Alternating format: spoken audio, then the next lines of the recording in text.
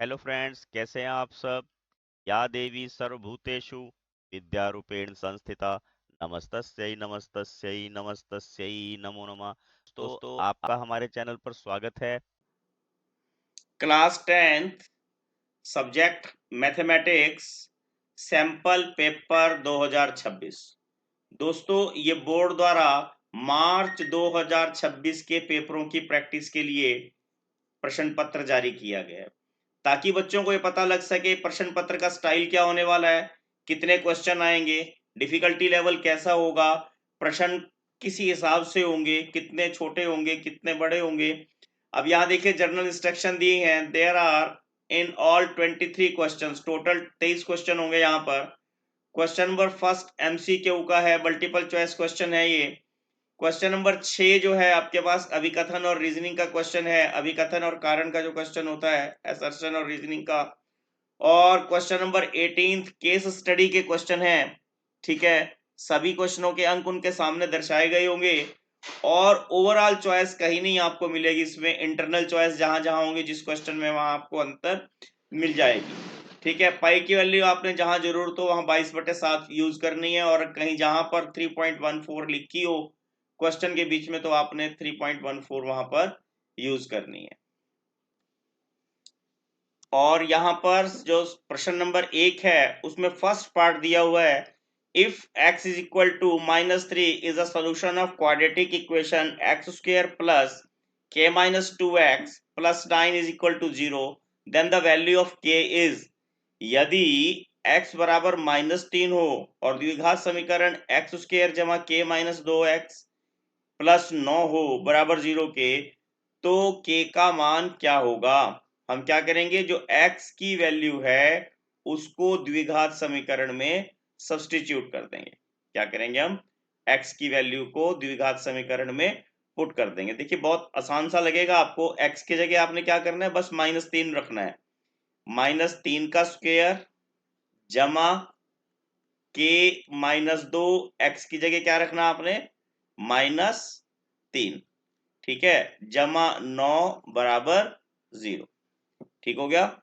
अब देखिए अगर आप इसका -3 का स्क्वायर करोगे क्या हो जाएगा, 9, जमा -3 से आपने इसको मल्टीप्लाई करना, ब्रैकेट अभी एज इट इज रखते हैं।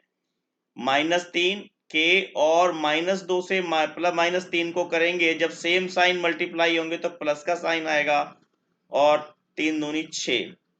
ठीक है, ब्रैकेट बंद, जमा 9 बराबर 0। ठीक हो गया। इतनी बात तो मुझे लगता है आपको समझ में आ गई होगी। अब हमने क्या करना, देखिए 9 और 9 18 हो जाएंगे, और ये ब्रैकेट भी साथ साथ खोल रहा हूं मैं, ये सब काम इकट्ठे करना होता है, बराबर 0 के, और -3 के 18 और 6 कितना हो जाएगा, 24 बराबर 0। ठीक है, और जब किसी भी संख्या का हम लेफ्ट साइड से या राइट साइड में शिफ्टिंग करते हैं तो उनका साइन भी चेंज होता है। माइनस से यह माइनस कट हो जाएगी, और के क्या आ जाएगा, 24/3 कट के क्या आ जाएगा, 8। क्या आ जाएगा यहाँ पे, 8। और ऑप्शन हमारे पास सेकंड ऑप्शन जो यहाँ पर दिया हुआ है वो इसका सही आंसर होगा। x की वैल्यू, k की वैल्यू यहाँ पर 8 होगी। ठीक है, इसका सेकंड पार्ट देखिए, two positive integers x and y are expressed as x is equal to m की पावर 3 n की power 4, y is equal to m raised to power 5 n raised to power 2, where m n are the prime numbers, then LCM of x and y is। दो धनात्मक पूर्णांक x और y यहाँ पर दिए गए हैं, उनको आपने x और y जब अभाज्य संख्याएं हों तो आपने उनका लघुत्तम निकालना है। ठीक है, एलसीएम निकालने के लिए हम क्या करते हैं, जो हमारे पास पावर में घातांक में जो संख्याएं दी होती हैं उनमें हमने बड़ी पावर चुननी होती है। क्या चुननी होती है, बड़ी पावर। तो हम लिखेंगे LCM of X and Y.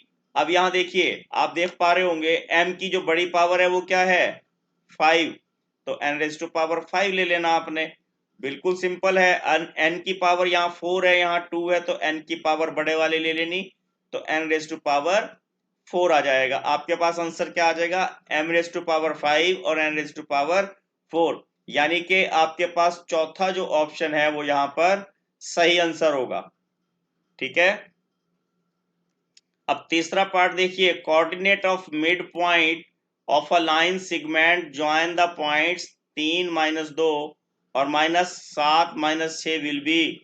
बिंदुओं 3 - 2 और -7 - 6 को मिलाने वाले रेखाखंड के मध्य बिंदुओं के निर्देशांक होंगे। मध्य बिंदु के निर्देशांक कैसे निकालते हैं आप, x1 + x2 बटे 2 और y1 + y2 बटे 2। ठीक है, ये क्या है, x1, ये है y1, ये x2, ये y2। बस बिल्कुल सिंपल हो गया अब आपको देख करने में ये।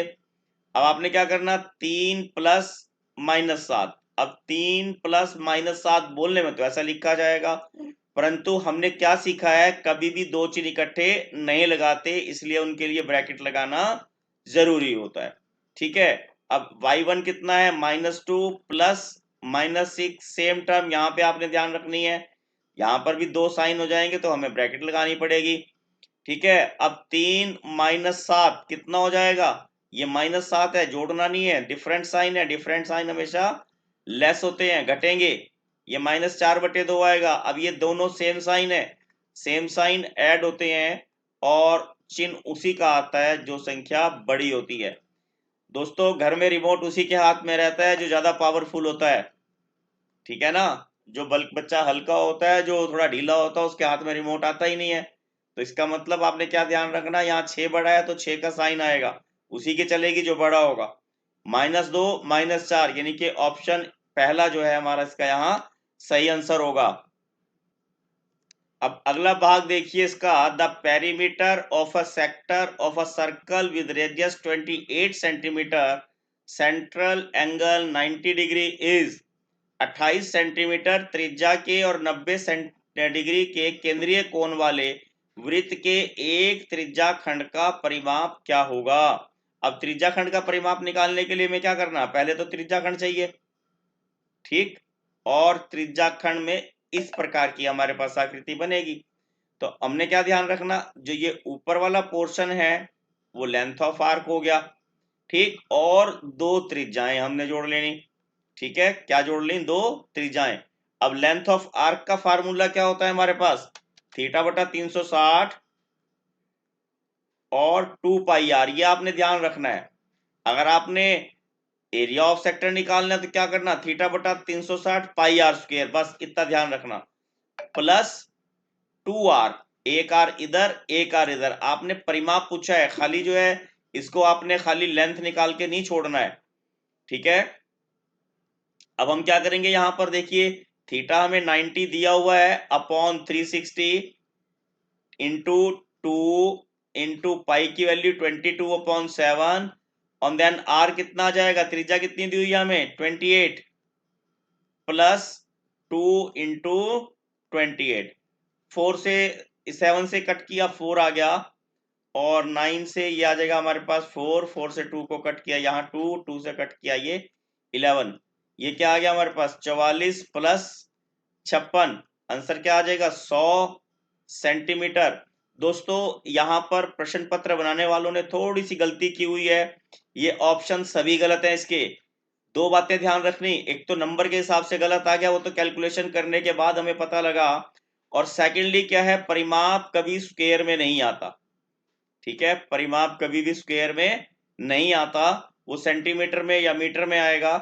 ठीक है, वहां पर यहाँ पे सेंटीमीटर स्क्वायर लिखे हैं, इसलिए सभी ऑप्शन गलत हैं। इसका सही आंसर क्या है, 100 सेंटीमीटर। क्या सही आंसर है इसका, 100 सेंटीमीटर। दोस्तों, अगला प्रश्न शुरू करने से पहले बड़ा इंटरेस्टिंग सा प्रश्न आपके लिए, चिंगम चबाने से क्या लाभ होता है, कैंसर ठीक होता है, दमा ठीक होता है, यादाश्त बढ़ती है, या आंखों की रोशनी बढ़ती है, या इनमें से कुछ नहीं होता। ये सब गलत है। इसका आंसर देखिए हम वीडियो के बीच में कहीं बताएंगे, तो आपने सही आंसर जानने के लिए वीडियो के अंत तक बने रहना है, तभी इसका आंसर आप जान पाओगे। अब अगला प्रश्न देखिए, if the mean of 10 numbers is 20. What is the sum of these numbers? यदि 10 संख्याओं का माध्य 20 है तो इन संख्याओं का योग क्या होगा? बस कुछ भी नहीं करना आपने, बहुत सिंपल है, 10 से 20 को गुणा कर देना। कितना आ जाएगा? 200। यानी कि दूसरा ऑप्शन हमारा यहां सही आंसर होगा। अगला प्रश्न देखिए, a tangent to a circle is dash to the radius through the point of contact. किसी वृत्त की स्पर्श रेखा स्पर्श बिंदु से गुजरने वाली त्रिज्या पर क्या होती है? देखिए, अगर ये वृत्त है और ये स्पर्श रेखा है तो क्या होगा? स्पर्श बिंदु पर ये हमेशा लंब होती है, समानांतर नहीं होती। ठीक है, लंबवत होती है। ना समद्विभाजक लिखना आपने, परपेंडिकुलर बाइसेक्ट लंब समद्विभाजक लिखना चाहिए था हिंदी में यहाँ ऑप्शन में। ठीक है, तो क्या होती है? लंब, परपेंडिकुलर होती है। ठीक है, यहाँ पर ऑप्शन 2 इसका जो है वो सही आंसर होगा। Discriminant of a quadratic equation 2x square minus 4x plus 3 is equal to 0 is. द्विघात समीकरण दिया है, विविध कर निकालना है। डी कैसे फाइंड आउट करते हैं? B square minus 4ac। कैसे फाइंड आउट करते हैं? B square minus 4ac। दोस्तों आपने डी छोटा नहीं लिखना। अब आपको ध्यान होगा, आपके सिलेबस में एक जगह छोटे डी का यूज करते हैं, एक जगह बड़े डी का यूज करते हैं। बड़ा डी जो है यहाँ पर जैसे द्विघात समीकरणों में विविध कर, डिस्क्रिमिनेंट के लिए यूज करते हैं, और छोटा डी जो है हम यहाँ पर, आपको ध्यान होगा किसके लिए यूज करते हैं? कॉमन डिफरेंस के लिए। ठीक है ना, एपी वाले चैप्टर में यूज करते हैं, तो यहाँ पर बड़ा डी ही लगाना है। अब आपने क्या ध्यान रखना? एक्स स्क्वायर का गुणांक ए, एक्स का गुणांक बी, और अचर पद कांस्टेंट टर्म सी। बस अब आपने वैल्यूज पुट कर लेनी। बी क्या है? -4। बी कितना है? -4 का स्क्वायर, -4 फार्मूले से ए की वैल्यू 2 है और बी की वैल्यू 3 है। 4 चौके 16 -4 दूनी 8, 8 दिए 24। ठीक है, और 16 में से 24 गए 8, परंतु ये आंसर गलत है। 8 ऐसे नहीं लिखना। हमने क्या बताया था? जब डिफरेंट साइन हो तो घटेंगी, घटने के बाद चिन्ह किसका आएगा? जो संख्या बड़ी होगी। बड़ा यहाँ पर 24 है तो 24 का चिन्ह माइनस का, रिमोट बड़े भाई के हाथ में रहेगा तो बड़े भाई की चलेगी। ठीक हो गया, तो ऑप्शन यहाँ पर चौथा ऑप्शन हमारा यहाँ सही आंसर होगा। अगला प्रश्न देखिए, the distance of point 9 -3 from the origin is. मूल बिंदु से 9 - 3 की दूरी होगी। क्या फार्मूला होता है? x2 - x1 का whole square plus y2 - y1 का होल स्क्वायर और सारे का वर्गमूल। ठीक है, अब हम क्या ध्यान रखेंगे? हमारे पास एक 9 है और एक -3 है। कभी भी दोस्तों जब मूल बिंदु से दूरी निकालनी हो, जब भी ओरिजिन से दूरी निकालनी हो, तो जो 2 पॉइंट दिए हुए हों हम उनका स्क्वायर कर देते हैं। बस, ज्यादा हमने यहाँ पर लिखने की जरूरत नहीं है। मैंने फार्मूला आपको इसलिए बताया, आपके एग्जाम में इसमें किसी और बिंदु से दूरी भी पूछी जा सकती है। तो ये क्या होगा? 9 का स्क्वायर कितना हो गया? 81, और -3 का स्क्वायर 9। अब 81 और 9 कितना हो गया? 90। परंतु √90 मेरे पास ऑप्शन में कहीं पर भी नहीं है, तो मुझे क्या करना होगा? इसके फैक्टर बनाने होंगे। ठीक है, और फैक्टर बनेंगे 3 × 3 × 10। एक पेयर मेरे पास 3 का बन गया, तो क्या आ गया? ये 3 √10, यानी कि ऑप्शन जो पहला ऑप्शन है वो हमारा सही आंसर होगा। अगला प्रश्न देखिए, a cylinder drum has a diameter of 1.4 metre and a height of 2.1 metre. How much water can it hold? एक बेलनाकार ड्रम का व्यास 1.4 मीटर है और हाइट जो है 2.1 मीटर है। कितना पानी इसके अंदर आ सकता है? देखिए, सबसे पहले हम आर निकाल लेंगे, वो कितना होगा? 1.4/2, दैट इज 0.7। एच कितना दिया हुआ है? 2.1। ये इंफॉर्मेशन है। अगर इस तरह का क्वेश्चन बड़े क्वेश्चनों में हो तो हमें स्टेप लिखने के मार्क्स भी मिलते हैं। हमने क्या निकालना? वॉल्यूम निकालनी है। क्या निकालना? हमने आयतन निकालना है ड्रम का। क्या फार्मूला है हमारे पास? पाई r²h। ठीक है ना, पाई कितना है? 22/7। r है 0.7 × 0.7 × 2.1। इससे इसको कट किया, ये आ गया हमारे पास 0.1। ठीक है, और अब इसको मल्टीप्लाई करेंगे। देखिए, ये आ जाएगा 7 और 2 से करेंगे 94 और ये 2294, यह आ जाएगा हमारे पास 4323। दोस्तों देखिए मल्टीप्लाई करने का अपना सिस्टम होता है, मैंने अपने ढंग से मल्टीप्लाई किया, ये सब मल्टीप्लीकेशन आपको आनी चाहिए। और ये हमारे पास आ गया 1 2 3, ये आ जाएगा 3.234 मीटर क्यूब। ठीक है, और ऑप्शन डी हमारा यहाँ सही आंसर होगा। देखिए दोस्तों, जो इन्होंने क्वेश्चन पूछा है उसके अकॉर्डिंग यहाँ पर भी सभी ऑप्शन गलत हैं। ठीक है ना, जो क्वेश्चन पूछा है उन्होंने कहा कितना पानी आएगा, पानी की मात्रा काय में देते हैं, लीटर में। कभी हम बाजार में जाके दूध लेने जाते हैं तो हम क्या कहेंगे, ये नहीं कहेंगे 1 घन लीटर दूध दे दो, 1 घन सेंटीमीटर दूध दे दो, हम कहेंगे 1 लीटर दूध दे दो। ठीक है ना, पानी की बोतल है या कोल्ड ड्रिंक की बोतल है, उसमें क्या हो, लीटर का हिसाब होता है, तो हमारे पास ये वॉल्यूम लीटर्स में होनी चाहिए। ठीक है ना, और लीटर में बदलने का तरीका क्या होता है, आपको क्या ध्यान रखना, 1 मीटर क्यूब जो है 1000 लीटर के इक्वल होता है। यानी कि अगर यहाँ पर हमें सही ऑप्शन होते तो हमारा आंसर क्या होना चाहिए था, जो 3.234 इंटू 1000 हम यहां कर देंगे। ठीक है, और जब मल्टीप्लाई करेंगे तो आंसर क्या आ जाएगा मेरे पास, 3234 लीटर, यानी कि 3234, 3234 लीटर उसके अंदर पानी आ सकता है।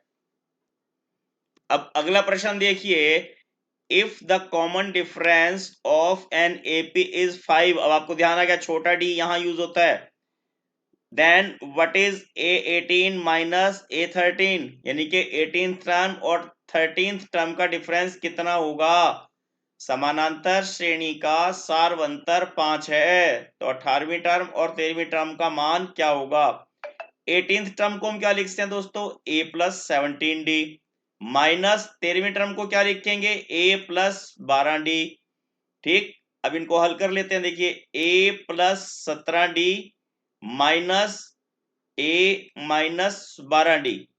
ठीक है, इन दोनों को यहां कट कर दीजिए, और 17 में से 12 गए कितना आ गया, 5D, और D कितना दिया हुआ है हमें पास, 5, तो क्या आएगा, 5 गुना 5 बराबर 25, यानी कि सेकंड ऑप्शन इसका हमारे पास यहां सही आंसर होगा।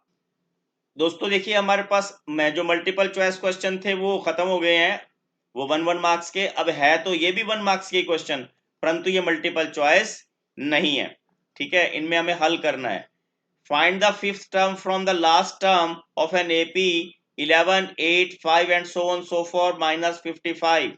समानांतर श्रेणी एपी में क्या दिया हुआ है, 11 8 5 और माइनस 55 के अंतिम पद से प्रथम की ओर पांचवा पद ज्ञात कीजिए। अब आप क्या देख रहे हैं, यहाँ पे कितने का डिफरेंस है, 3 का, 3 घट रहे हैं, यानी कि -3 हो रहा है, डी -3 है। और अगर हम पीछे से पहले टर्म की तरफ आएंगे तो क्या होगा, देखिए लिख लेते हैं -55। अब क्या होगा, वहां से 3 बढ़ेंगे, 3 बढ़ने का मतलब क्या हो गया, -52, सो ऑन सो फोर। निकालना क्या है हमने, A5।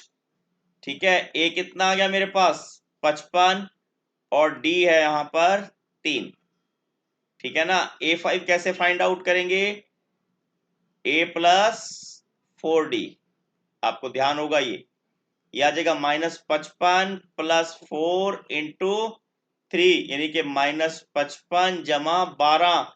यही गलती बच्चे बार बार करते हैं, आपने इनको जोड़ना नहीं है। बच्चे क्या करेंगे, इसको जोड़कर क्या प्लस करके लिख देंगे, वो तो गलत हो जाएगा। डिफरेंट साइन है, डिफरेंट साइन होगा तो घटेंगी, घटने के बाद चिन्ह किसका आएगा, जो संख्या बड़ी होगी, बड़ा है 55 तो पहले चिन्ह लगा लेते हैं, माइनस का आएगा। ठीक है ना, 55 में से 12 आप घटाइए तो आपके पास क्या आएगा आंसर, 43, यानी कि -43 इसका हमारे पास आंसर आ जाएगा। दोस्तों ये 1 नंबर का क्वेश्चन था। ठीक है, अब दोस्तों देखिए तीसरा क्वेश्चन, ये क्वेश्चन भी हमारे पास 1 नंबर का है। इन द गिवन फिगर, फिगर आपको यहां दी गई है, P Q and P R the tangents. अगर टेंजेंट्स है तो क्या पता लग गया, सबसे पहली बात जो पता लगती है वो लिख लेते हैं, P Q is equal to P R. ठीक है, P Q is equal to 7 और angle P R P Q is 60 degree. Find the length of chord Q R. दिए गए चित्र में पी क्यू और पी आर वृत्त की स्पर्श रेखाएं हैं।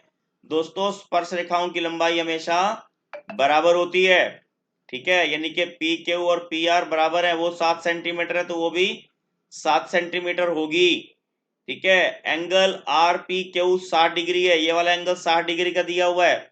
आपने क्या ध्यान रखना है, किसी भी ट्रायंगल में बराबर कोणों के सामने की भुजाएं बराबर होती हैं और बराबर भुजाओं के सामने के कोण बराबर होते हैं, ठीक है। क्या बताया आपने आपको कि बराबर भुजाओं के सामने के कोण बराबर होते हैं और बराबर कोणों के सामने की भुजाएं बराबर होती हैं। हमने यहाँ क्या यूज करना है, जैसे ये 7 7 दिया हुआ है, अब ये 7 है, ये 7 है, तो इनके आमने सामने के कोण बराबर होंगे। सपोज कीजिए मैं इसको x मान लेता हूं, बराबर है इसलिए इसको भी x मान लिया। तो क्या ट्रायंगल होगी, पी क्यू आर में क्या हो जाएगा, हमें क्या मिलेगा कि ट्रायंगल पी क्यू आर तीनों कोणों का जोड़ कितना होना चाहिए, 180। तो क्या आ जाएगा, 2x is equal to 180 minus 60 और x will be equal to 120 upon 2 that is 60, ठीक है, दैट इज 60। अगर ये x 60 के आगे तो क्या हो गया, तीनों कोण बराबर हो गए। तीनों कोण बराबर होने से क्या होगा, लिखना है ये सब बातें आपने यहाँ, ठीक है ना। आपने क्या लिखना है कि angle P is equal to angle Q is equal to angle R 60 degree. इसलिए ट्रायंगल पी क्यू आर एक समबाहु त्रिभुज है, ठीक है। क्या है ये, समबाहु त्रिभुज है। समबाहु त्रिभुज क्या होती है, इक्विलेटरल ट्रायंगल कौन सी ट्रायंगल है जिसके सभी को भुजाएं बराबर होती हैं। इसलिए Q R is equal to 7 centimetre, ठीक है। बात समझ में आ गई होगी आपको। पहले आपने स्पर्श रेखाओं की लंबाई बराबर बतानी है, क्या बताया मैंने आपको, पहले आपने स्पर्श रेखाओं की लंबाई बराबर बतानी है। लंबाई बराबर आ जाएगी, उससे हमारे पास कोण बराबर आ जाएंगे, और अगर कोण बराबर आ जाएंगे तो उन कोणों का माप निकाल लेंगे। एक कोण हमें 60 डिग्री का दिया हुआ है, बाकी दो कोण भी 60-60 डिग्री के आ जाएंगे, और तीनों कोण 60-60 होने के कारण ये समबाहु त्रिभुज होगी, और समबाहु त्रिभुज के सभी भुजाएं समान होती हैं। दो भुजाएं दी हुई हैं, तीसरी भुजाएं हम निकाल लेंगे, तो हमें जीवा की लंबाई क्या पता लग जाएगी, 7 सेंटीमीटर। कितनी पता लग जाएगी, 7 सेंटीमीटर। अब यहां पर नेक्स्ट क्वेश्चन देखिए, find the HCF of integer 26 and 91 by using prime factorisation method. अभाज्य गुणनखंड विधि द्वारा आपने 26 और 91 का एचसीएफ निकालना है। बिल्कुल सिंपल सा है। 26 के गुणनखंड क्या होते हैं, देखिए 13 गुना 2 यानी कि 13 दूनी 26, और 91 के क्या होंगे, 13 सत्ता 91। हमने दोस्तों एचसीएफ निकालना है। एचसीएफ निकालने का एक तरीका और पहले एचसीएफ निकाल लेते हैं। और एचसीएफ में क्या है, हमारे पास यहाँ दो टर्म दोनों में होगी, वही हमने एचसीएफ के यूज करनी है, यानी कि 13 इसका एचसीएफ हो जाएगा हमारे पास। अगर आपको एलसीएम निकालने को कहें तो आपने क्या करना है, आपने क्या करना, फर्स्ट टर्म क्या है 26 into second term 91 upon HCF, ठीक है। और ये आ जाएगा आपको कट करके 182 अगर आपको एलसीएम निकालने के लिए कह दिया जाए, ठीक है। ये क्वेश्चन आना ही आना, या तो आपसे एचसीएफ पूछेंगे या आपसे एलसीएम पूछेंगे। अब अगला प्रश्न देखिए, in the given figure angle C A B 90 degree and A D perpendicular on B C, if A C is 25 centimetre, A B is 1 metre. अब यहाँ मीटर और सेंटीमीटर ये भी आपने ध्यान रखना है, and B D is equal to 96.08 centimetre, then find the value of A D. दी गई आकृति में कोण 90 डिग्री का दिया हुआ है, A D perpendicular B C दिया हुआ है, और ए सी 25 सेंटीमीटर है, ए बी हमें 1 मीटर दिया हुआ है। हम इसमें ये ध्यान रखेंगे सभी जो डायमेंशंस हैं वो सेम उसमें होने चाहिए हमारे पास। अब ए बी को 1 मीटर को मैंने 100 सेंटीमीटर में कन्वर्ट कर लेना है, ठीक है। बाकी सब हमारे पास सेंटीमीटर में ही है। और अब देखिए हम क्या करेंगे, यहाँ आकृति दी हुई है, आकृति आप देख पा रहे होंगे, मैं इसको दोबारा बना लेता हूं आकृति को। अब इस आकृति में जो जो हमें यहाँ इंफॉर्मेशन दी हुई है वो लिख लेते हैं। ये बी है, ये ए है, ये सी है, और ये डी है, और बी डी दिया है 96.08, ये हो गया हमारे पास 100 सेंटीमीटर, ये हो गया 25, सेंटीमीटर। अब हम क्या करेंगे, यहाँ BC निकाल लेते हैं। और BC कैसे निकाल लेंगे, AC का स्क्वायर प्लस AB का स्क्वायर। ठीक, AC हमारे पास है 25, 25 का स्क्वायर जमा 100 का स्क्वायर। ठीक है, 25 का स्क्वायर 625 और 100 का स्क्वायर 10,000। तो ये आ जाएगा हमारे पास 10625 का वर्गमूल। दोस्तों ये पूर्ण वर्ग संख्या नहीं है, हमें इसका वर्गमूल निकालना पड़ेगा। और वर्गमूल निकालना भी देखिए हमको बताते हैं आपको। 0625 कैसे निकालते हैं, पेयर बना लेते हैं लास्ट से। ये आ जाएगा 1 पे गया, 06 कैरी किया, ऊपर से आया 2। अब ना जाने की 25 उतारना पड़ेगा ये आने वाले के लिए। और ये चला गया हमारे पास, उसके बाद यहाँ 0 लगाना और 3 दूनी 6, 3 पर गया, ये आ जाएगा 609। ठीक है, और 15 में से 9 गए 6, 16 डेसिमल लेके 2 जीरो लेते हैं हम यहाँ पर, ये आ जाएगा 1600। और यहाँ पर आ जाएगा हमारे पास 602, ये आने वाले के लिए 6 के लिए, और ये 2 फिर भी नहीं जाता ये, फिर ना जाने की 0। ठीक है, फिर एक पेयर और लेंगे हम यहाँ पर। और अब देखिए आने वाले के लिए 0 के लिए, 6 के लिए, ये 0 के लिए, 2 के लिए। अब लगभग ये 8 दूनी 16, 8 पर चला जाएगा। वैसे 8 पर पूरा पूरा नहीं जाएगा ये, परंतु चलो हम अंदाजन मान लेते हैं ये 8 पर जाएगा, क्योंकि ये 7.9 के करीब आएगा। ठीक है, तो ये आ जाएगा 103.08 सेंटीमीटर। ठीक है, ये नियर अबाउट इसकी होती है, एग्जैक्ट संख्या नहीं आती, क्योंकि जब हम किसी भी भाग में डेसिमल में 5 से बड़ी संख्या आ जाए तो हम उससे अगले में 1 बढ़ा देते हैं, है ना। तो हमने यहां पर यही प्रोसेस किया है, इसमें हमने 1 बढ़ा दिया है। ठीक हो गया। अब उसके बाद हमने क्या करना है, यहाँ पर हम यहां से DC फाइंड आउट कर लेते हैं। DC कैसे फाइंड आउट होएगा, टोटल हमारे पास जो BC दिया हुआ है, BC is equal to, sorry हमने DC निकालना है ना, तो यहाँ DC लिखते हैं। किसके बराबर आ जाएगा, BC में से जब BD घटा देंगे। ठीक है, BC हमने कैलकुलेट किया 103.08 और 96.08 हमें BD दिया हुआ है। कितना आ जाएगा हमारे पास DC, अंदाजन बताइए, 7 सेंटीमीटर के करीब आ गया। कितना आ गया ये, 7 सेंटीमीटर। अब हमने फाइंड आउट क्या करना है, AD। क्या फाइंड आउट करना है, AD क्या आएगा, आपको क्या ध्यान रखना है, यहां पर हम टेक्निक कौन सी इस्तेमाल करेंगे, एक प्रमेय है, आपको वो प्रमेय ध्यान कराता हूं।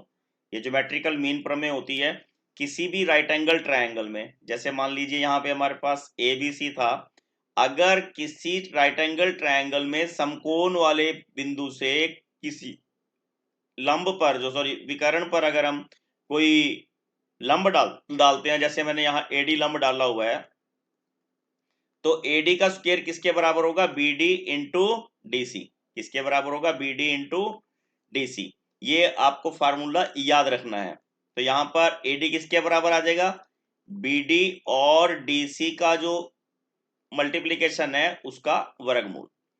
ठीक है, BD हमारे पास कितना है 96.08, पीछे कैलकुलेट किया है, और DC हमने यहां कैलकुलेट किया है। ठीक है, इसको फिर करेंगे 8 7 56, ये मल्टीप्लाई करना है, आपने मल्टीप्लाई करना मुझे लगता है आप सबको आता होगा, और इसका वर्गमूल। दोस्तों यहाँ पे फिर हमने एक बार वर्गमूल निकालना है, और वर्गमूल निकालने का हमारे पर प्रोसेस क्या है, एक सेम प्रोसेस है। ये आ जाएगा हमारे पास 2 2 दूनी 4, बच गए 2, फिर आ गया 72, और ये 4 ये आने वाले के लिए, और ये फिर हमारे पास 4 पंजा 20, और पंजो पंजो 25, और ये आ जाएगा 22। ठीक है, 12 में से 5 गए 7, और ये आ जाएगा 4 47, ऊपर से उतारा 56, और यहाँ आया 50, ये 0 आने वाले के लिए, 0 के लिए, 5 के लिए, 9 पर चला जाएगा। ठीक है, 0.9 9 81, और 9 5 45। ये कैलकुलेशन देखो, आपको वर्गमूल निकालना तो आना चाहिए। एग्जामिनर ने आपको 1 मार्क्स में ये इसीलिए दिया है ताकि वो ये जान सके कि आपको वर्गमूल निकालना आता भी है या नहीं आता है। और यहाँ पे आ जाएगा मेरे पास 518, ये आने वाले के लिए, ये 8 के लिए, ये 1 के लिए, 5 के लिए क्या बच गया 17, यानी कि 5 थी, ये 15 के लगभग चला जाएगा। यानी कि आ जाएगा मेरे पास 25.93 सेंटीमीटर। कितना आ गया ये? 25.93 सेंटीमीटर। दोस्तों मेरे हिसाब से तो वैसे ये 1 नंबर में क्वेश्चन थोड़ा सा ज्यादा मुश्किल हैगा, परंतु फिर भी जो एग्जामिनर ने चाहा है उसके मुताबिक हमें काम करना पड़ेगा। तो ये 25.93 के करीब हमारे पास एडी की लंबाई आ जाएगी। हमने एडी की लंबाई ही निकालनी है। ठीक है, अब अगला प्रश्न देखिए। यहां पर हमारे पास ये असर्शन और रीजनिंग के क्वेश्चन है। Direction for question number 6 in this question, a statement of assertion is followed by a statement of reason R. Choose the correct option A, B, C and D as given below. नीचे दिए गए विकल्पों में से हमने चुनना है, और विकल्प क्या है? अगर A और R दोनों करेक्ट हैं और R A की सही एक्सप्लेनेशन करता है तो आपने A चूज करना है। अगर A और R दोनों ठीक हैं परंतु आर ए की सही एक्सप्लेनेशन नहीं करता तो आपने ऑप्शन बी चूज करना है। ठीक हो गया। और अगर यहां पर देखिए, अगर आपके पास ए सही है और आर गलत है तो ऑप्शन सी चुनना है, और अगर ए गलत है और आर सही है तब आपने ऑप्शन डी चुनना है। ठीक है, अब हमारे पास देखते हैं क्वेश्चन क्या है। देखिए यहां पर ये स्टेटमेंट दी हुई है, if we join two hemispheres of a same radius along their bases, then we get a sphere. यदि हम एक ही त्रिज्या वाले दो अर्धगोलों को उनके आधारों से जोड़ते हैं तो हमें गोला मिलता है। ये तो बात ठीक है। Total surface area of sphere is 3 pi R square. ये स्फीयर है, यहां लिखना रह गया है, ये बात गलत है क्योंकि गोले का जो सरफेस एरिया होता है 4 पाई आर स्क्वायर होता है। ठीक है ना, पूरे गोले का surface area 4 pi R square होता है। यानी कि असर्शन ठीक है, रीजन इसका गलत है। और हमने क्या कहा था, जब असर्शन सही हो और रीजन गलत हो तो ऑप्शन सी हमने आंसर के रूप में यहां चुनना होता है। अब इसमें सेकंड पार्ट देखिए, असर्शन क्या दिया है, two tangents drawn from an external point to a circle are equal in length. बाह्य बिंदु से वृत्त की स्पर्श रेखा खींची गई दो स्पर्श रेखाओं की लंबाइयां बराबर होती हैं। बिल्कुल ठीक है ये। The angle between these tangents is equal to the angle subtended by the line joining the centre and external point.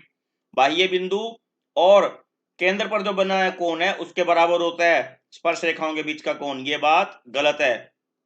तो यहां पर फिर क्या हो गया, हमारे पास असर्शन जो है राइट है और रीजन इसका गलत है।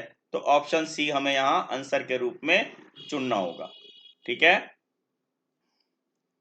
और अगला प्रश्न देखिए, a card is drawn from a well shuffled deck of 52 card, find the probability that card drawn is to either a red card और अ फेस कार्ड।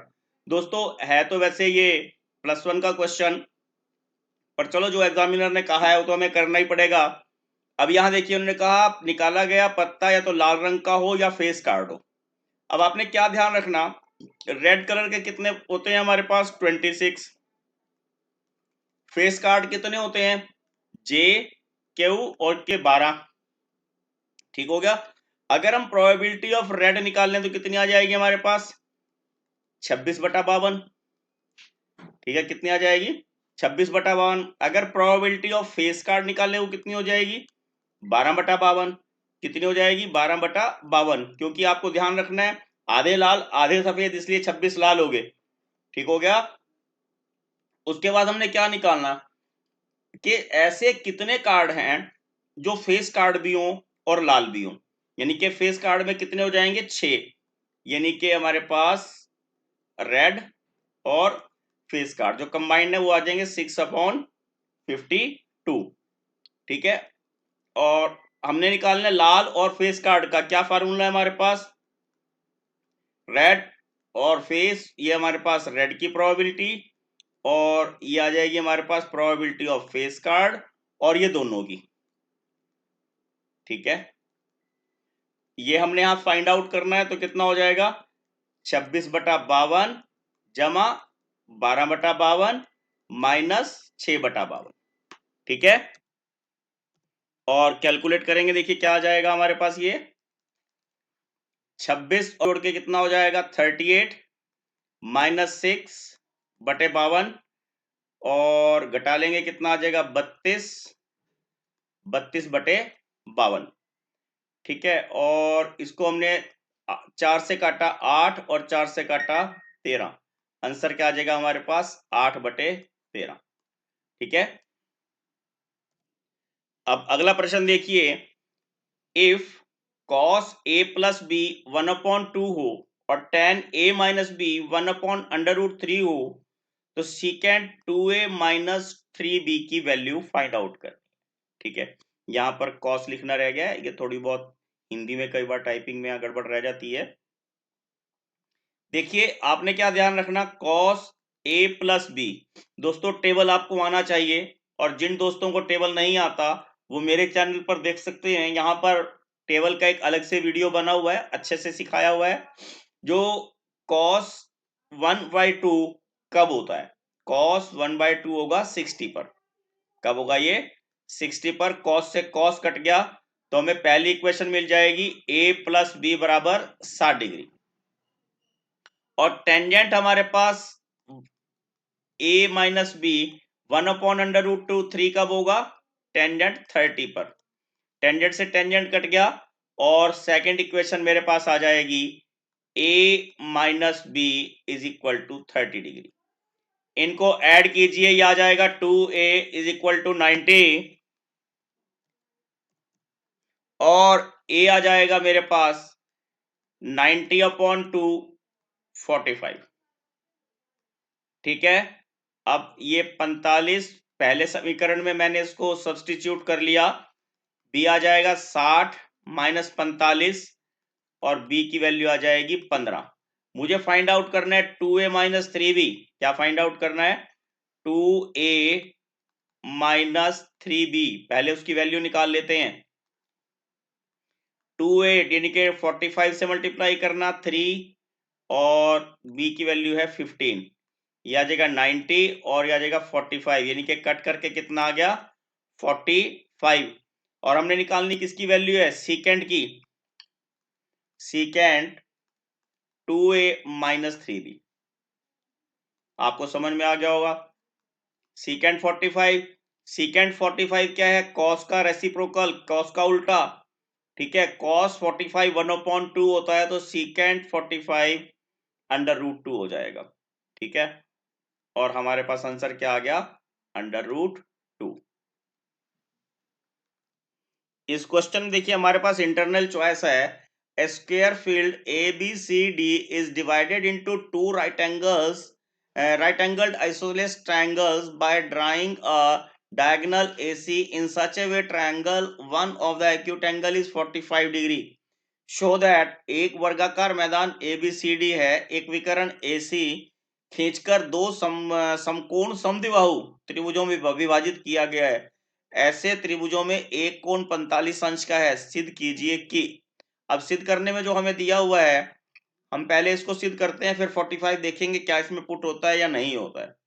हम लेफ्ट हैंड साइड में क्या करते हैं, जो सभी टर्म्स हैं उनको हम cos से डिवाइड कर देते हैं। देखिए sin a divided by cos a minus cos a divided by cos a upon sin a divided by cos a। ठीक है, और माइनस प्लस का साइन, और cos a divided by cos a। अब साइन बटे cos किसके बराबर होता है, टेंजेंट के, टेंजेंट a -1 और ये नीचे कितना आ जाएगा टेंजेंट a +1। अब दोस्तों हमारे पास तो ये टर्म है ही नहीं, अगर इसको इस फॉर्म में चेंज करना है तो हम क्या करते हैं, -1 कॉमन निकाल लेते हैं।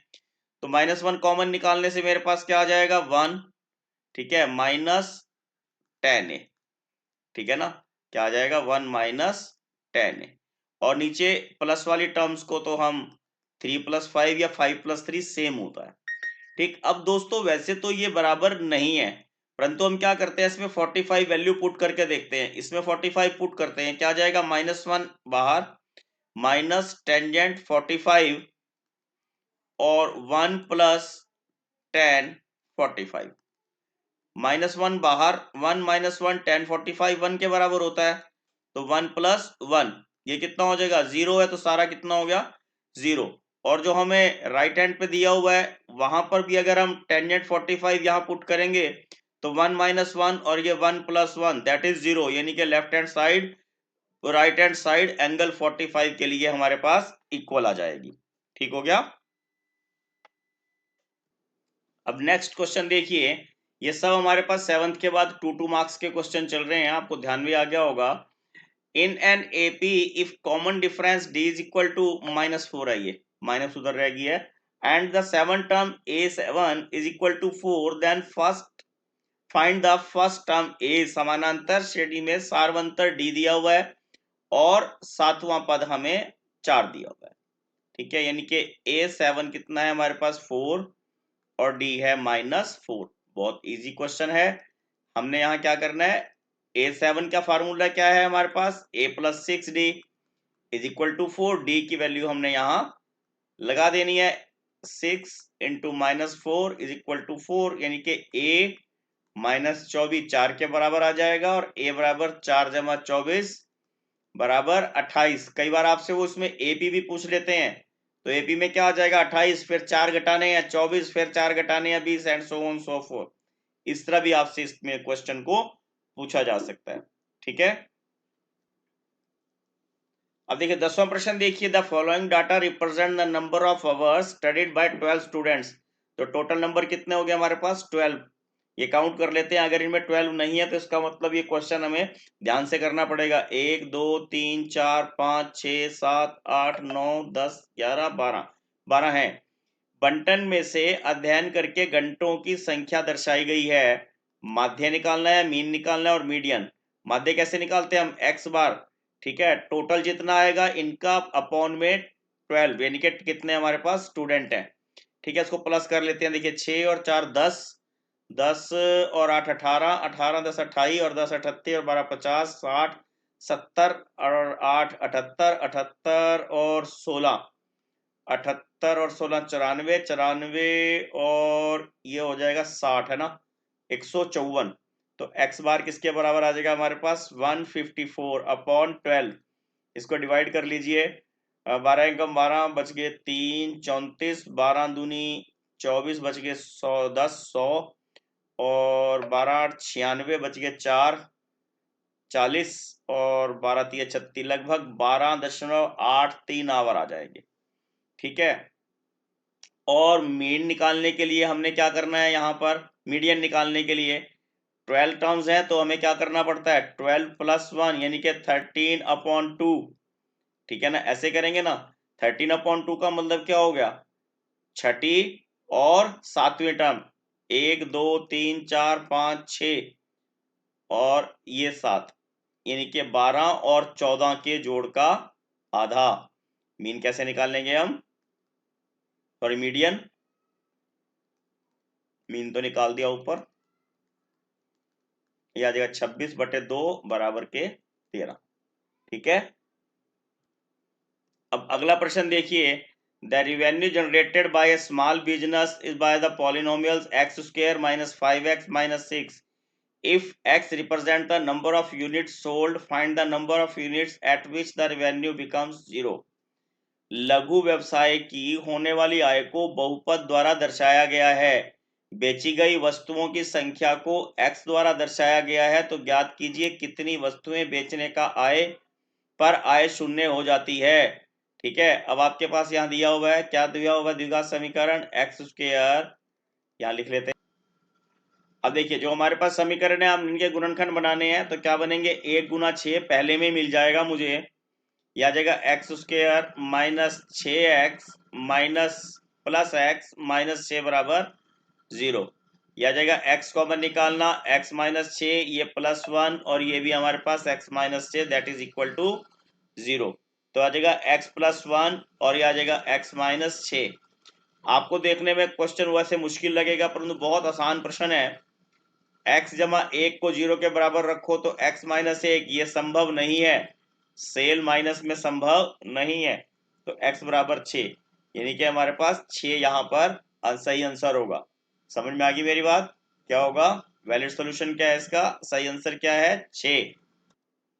अब अगला प्रश्न देखिए, ये 12वां प्रश्न है। P and Q are the zeros of polynomial. Polynomial आपको दिया हुआ है, क्या है पॉलिनोमियल?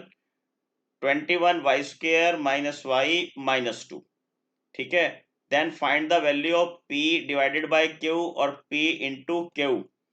ठीक है, अब P इंटू Q यानी कि सम ऑफ जीरोज हो गया। ठीक, सम ऑफ जीरोज कैसे निकालते हैं? P into Q C upon A कितना आ जाएगा? -2/21। ठीक है, क्या आ जाएगा? -2/21। एक बात तो हमें यहाँ ये पता लगी। अब हम निकालना P और Q। P और Q निकालने के लिए हमें क्या करना पड़ेगा? जीरोज निकालनी है ना। तो हम इसको पहले d² से निकाल लेते हैं, d के फार्मूले से। क्या आ जाएगा? b² minus 4ac। b कितना है? -1 का स्क्वायर -4 इंटू 21 इंटू -2 आ जाएगा 1 प्लस 4 दूनी 8 और ये आ जाएगा 168 और यानी कि 169। फर्स्ट जीरो जो आएगी एल, इसको हम p ले लेते हैं यहाँ पर। p हमारे पास आ जाएगा -b plus √d upon 2a minus b। अब ये मेरे पास यहाँ -1 है तो जगह +1 √169 अपॉन 2 इंटू 21 यानी कि 1 + 13 अपॉन 42। तो आगे चल के क्या आ जाएगा हमारे पास? 13 और 1 14 कट के आ जाएगा 1/3। ठीक है, और अगर ऐसे ही Q माइनस निकालना होगा तो हम कैसे निकाल सकते हैं? यहाँ से -b minus √d upon 2a और 1 - 13 अपॉन 2 इंटू 21 आ जाएगा -12/42। ठीक है, हमने निकालना क्या है? P divided by Q। P divided by Q, P क्या है?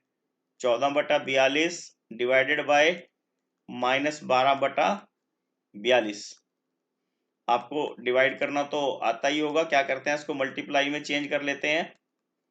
इससे ये कट हो गया और 2 से कट हुआ 6 आ गया, 2 से कट हो गया 7 आ गया। तो आंसर क्या आ जाएगा? -7/6। ये डिवीजन आ गया और ऊपर मैंने आपको उसका जो मल्टीप्लीकेशन है, उनका प्रोडक्ट है, वो निकाल के दिखाया था। ठीक हो गया। अब नेक्स्ट क्वेश्चन देखिए, a sector of a circle has a central angle of 90 degree यानी कि थीटा कितना दिया हुआ है? 90 डिग्री एंड रेडियस यानी कि आर दिया हुआ है 14 centimetre. Find the area of corresponding segment. अर्कवृत्त के त्रिज्या खंड का केंद्रीय कोण 90 अंश का है और त्रिज्या 14 सेंटीमीटर है। संगत वृत्तखंड का क्षेत्रफल ज्ञात कीजिए। लघु वृत्तखंड का क्षेत्रफल निकालना है। ठीक है, आपको आता भी होगा ये। लघु वृत्तखंड का क्षेत्रफल यानी कि एरिया ऑफ कॉरस्पॉन्डिंग सेगमेंट। क्या फार्मूला है? θ/360 πr² -1/2 r² sin थीटा।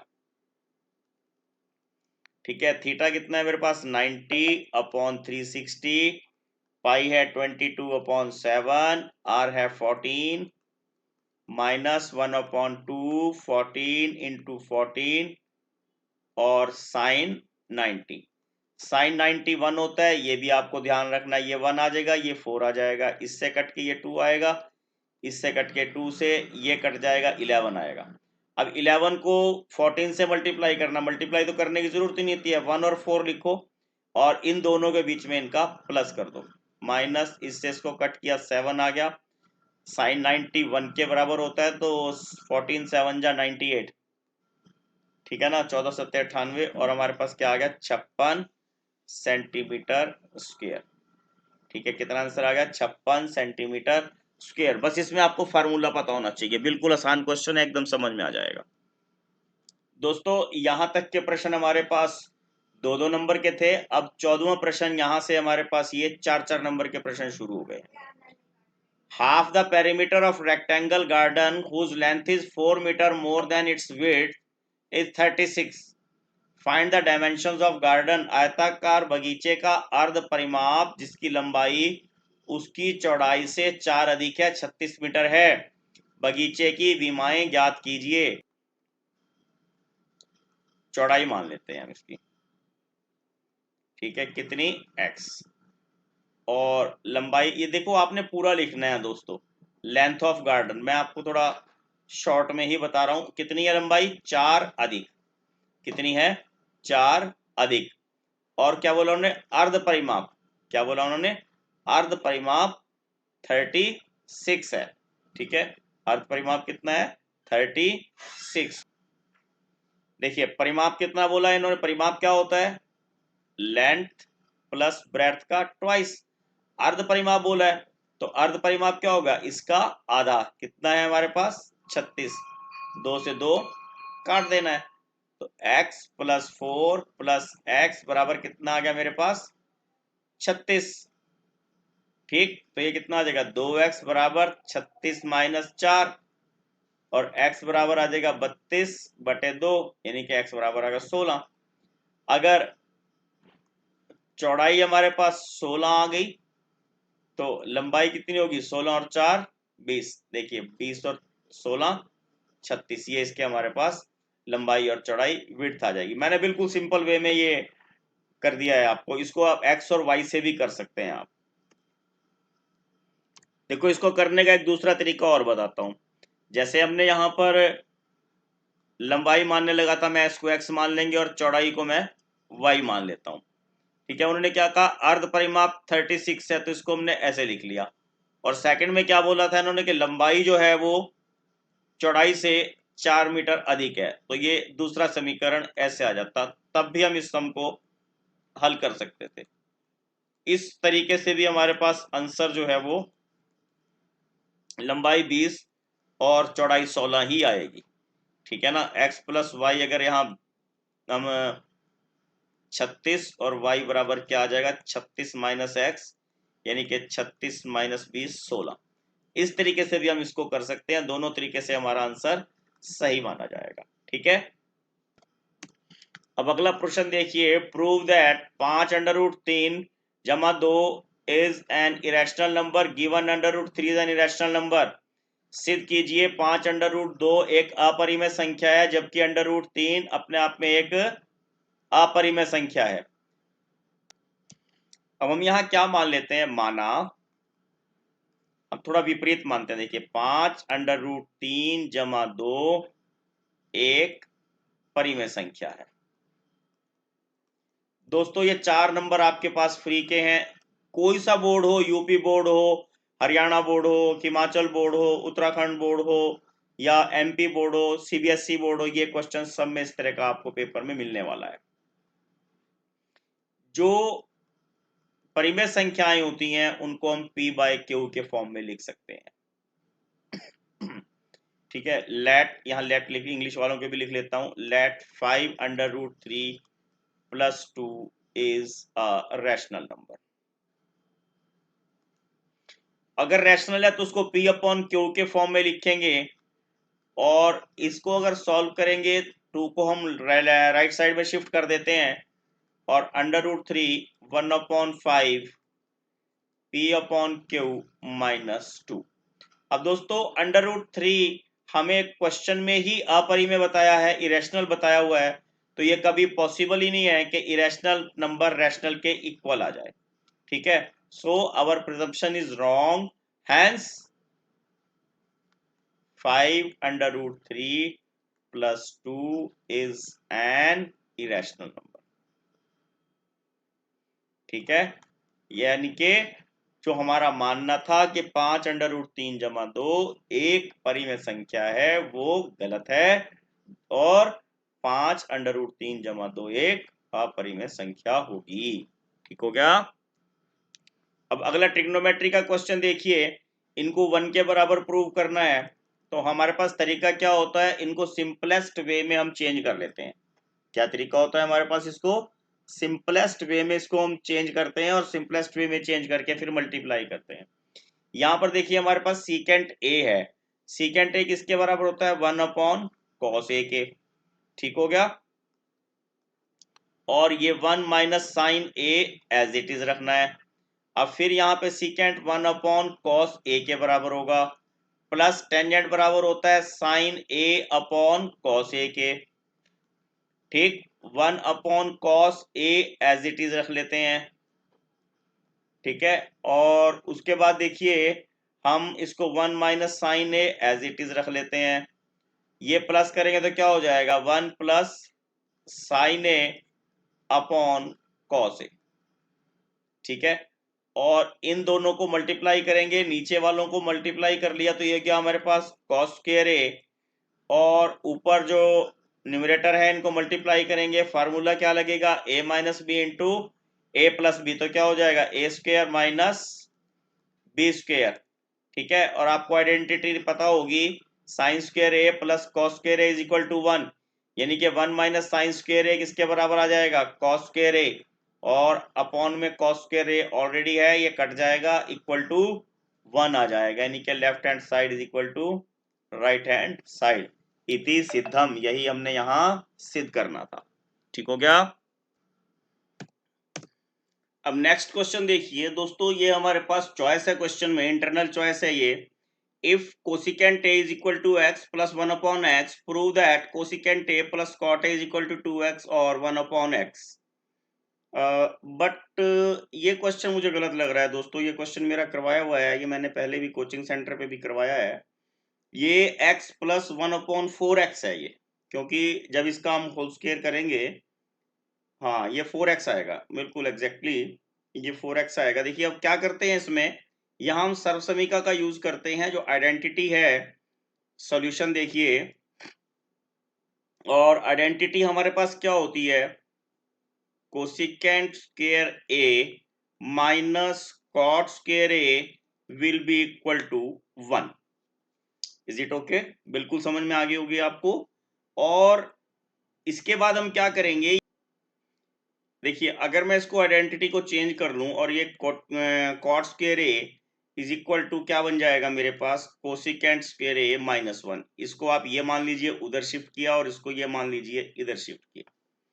ठीक है, और कोसिकेंट ए गिवन है मुझे यहाँ पर, देखिए कोसिकेंट ए की वैल्यू दी हुई है मुझे x प्लस 1 अपॉन 4x। ठीक है, ये वैल्यू मैं यहाँ सब्सटीट्यूट कर देता हूं। ठीक है, इस वैल्यू को मैंने इस फर्स्ट इक्वेशन में जो है यहाँ सब्सटीट्यूट करना है। तो क्या स्थिति बन जाएगी मेरे पास, cot square A equal to X plus 1 upon 4x सारे का होल स्क्वायर माइनस 1। इसका स्क्वायर करेंगे तो क्या होगा, A square plus B square plus 2a और ये b, ये -1 एज इट इज। आपने x से x कट कर दिया, 2 से 4 को कट किया, ये आएगा एक्स स्क्वायर, आगे आपने सॉल्व, और ये आ जाएगा मेरे पास X square plus 1 upon 16x plus 1 upon 2 minus 1। अब इन दोनों को अगर हम सॉल्व करें तो हमारे पास आएगा x square plus 1 upon 16 x square minus 1 upon 2। Is it okay.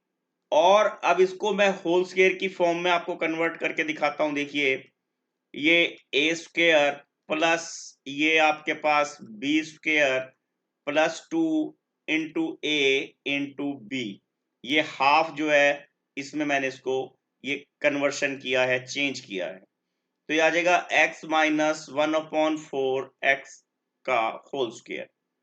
ये किसके बराबर आ गया मेरे पास, कोसिकेंट कॉट स्क्वायर ए के।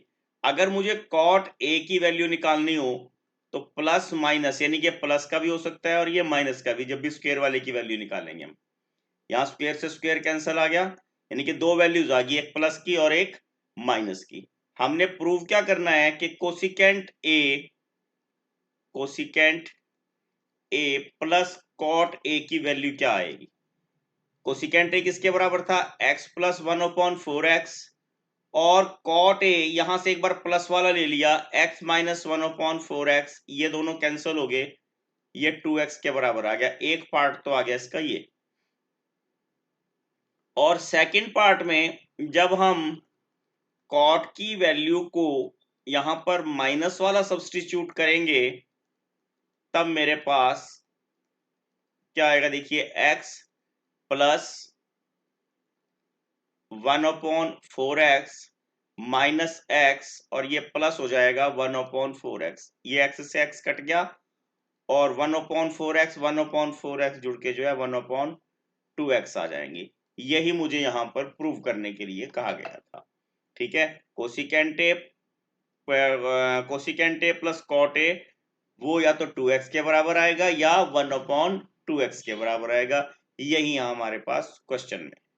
नेक्स्ट क्वेश्चन देखिए, find the coordinates of a house of a student which is on x-axis is equidistant from his colleague A 2-5 and barber shop B -2 and 9। उस घर का निर्देशांक ज्ञात करना है जो x अक्ष पर हो। x एक्सिस पर क्या होगा, आपने ये ध्यान रखना, x एक्सिस पर y0 दैट मीन्स x0 ये सम पॉइंट है, is equidistance from A and B. Simple सी बात है, ये आपने क्या करना है, a दैट इज 2-5, ठीक, और यहां पे मैं c पॉइंट ले लेता हूं इसको, x और 0 और ये b है -2 और 9। ठीक, हमने क्या प्रूव करना कि a का डिस्टेंस c से और b का डिस्टेंस c से दोनों बराबर हैं। क्या प्रूव करना है, उससे उसके मुताबिक हमने कोऑर्डिनेट्स निकालने हैं कि x का जो डिस्टेंस है, a का डिस्टेंस c से और b का डिस्टेंस c से दोनों बराबर हो। तो हम क्या करेंगे, AC will be equal to BC। Distance formula लगाना है, एक बार आपको फार्मूला लिख के बताऊंगा। क्या होता है, x2 माइनस x1 का whole square plus y2 minus y1 का होल स्क्वायर सारे का अंडर रूट। ठीक, फर्स्ट टर्म में AC में हमने क्या यूज करना, x -2 का स्क्वायर, ठीक हो गया, प्लस 0 -5 का स्क्वायर, माइनस एक फार्मूले का, एक -5 के साथ है तो इसलिए प्लस हो गया, plus sorry is equal to x -2 minus एक 2 था, एक माइनस फार्मूले का तो प्लस हो गया, और 0 -9 का होल स्क्वायर, सॉरी वर्गमूल। यहां पे हमने इसको कैंसिल कर लेना है और x स्क्वायर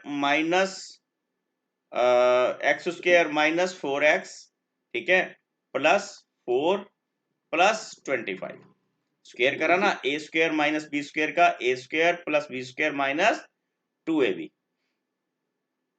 फिर x square plus 4 plus 4x यानी कि a square plus B square plus 2ab minus 9 का स्क्वायर 81। x स्क्वायर से x स्क्वायर को कैंसिल कर देना, 4 से 4 को कैंसिल कर देना। अब बच्चे गलती क्या करते हैं कि -4 से +4 को कैंसिल कर देंगे, आपका सारा क्वेश्चन गलत हो जाएगा। अगर बराबर के दो तरफ कोई संख्याएं हो तो वो सेम साइन की संख्याएं ही आपस में कैंसिल होती हैं।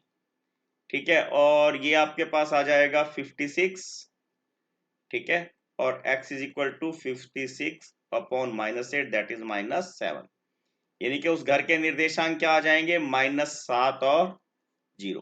क्या आ जाएंगे, -7 और 0। ये हमारा दोस्तों यहां पर आंसर आ जाएगा। ठीक हो गया।